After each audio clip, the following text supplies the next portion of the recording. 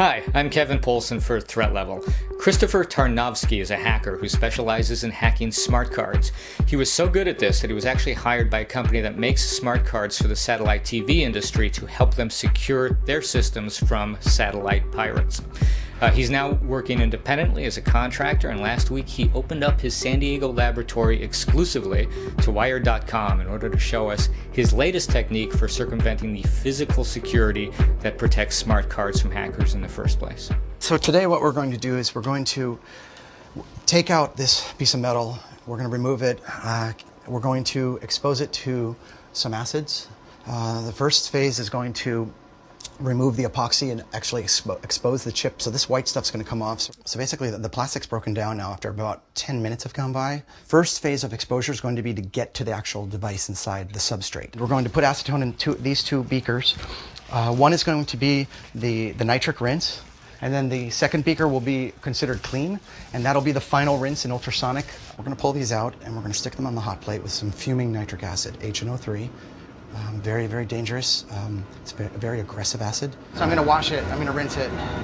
That piece is now finished. He's opened up enough. Just removing the extra. So the ultrasonic's going to basically give vibrations to this and clean off any residue that's left. You can see on the monitor, it looks good. It looks beautifully clean.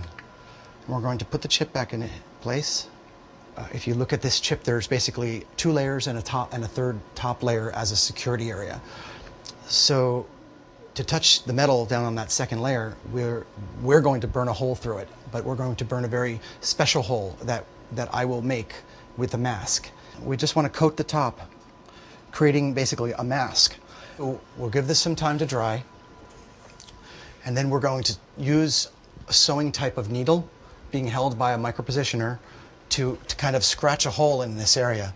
And I really don't need to open the whole area, but I basically want to touch this middle area where their data bus is and the side where there's a control line that I'm after. I'm just making a window with the needle scratching. There's nail polish covering this mesh, and here's the hole. So we're going to leave the needle sucked down where it is. We're going to pull it out, and this chip is prepped and ready. So this time we're going to again use this fume hood. We're going to use hydrofluoric acid, and we're going to put a drop of hydrofluoric acid for 30 seconds the first time. Hydrofluoric acid is resistive to nail polish as well as magic marker. Then we're going to rinse it in water. We're going to then look at it under this microscope just to see how deep did it go, did it do anything yet? And then we're going to do very selective timed etches of, say, 15 seconds. The rate of etch on this depends on how much hydrofluoric acid you have and how hot the hot plate is. So now we'll rinse it in acetone.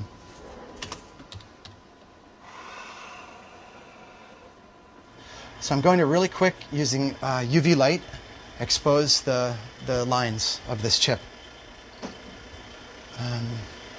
Now we're going to sit on the bus with a needle 8 times, and we're going to listen. The yellow line will be what we're touching on the substrate. The blue line represents reset.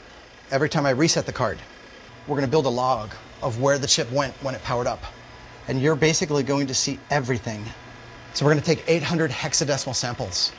So this is just a sequential order of the samples taken. Sample 500 hex, sample 520, and what I saw at the period of time. Anything in the chip, I can see it right here. As we take more samples, it's all going to fall into place and you'll see it. I could actually send a management message, for example, into the chip and eavesdrop everything the chip did to decrypt the message, for example. So if I can see, I can do anything I want to right now. I can control it or I can listen. I can read out the E-square if I wanted to. I could read out the ROM. Anything goes at this point in time versus glitching with a glitcher.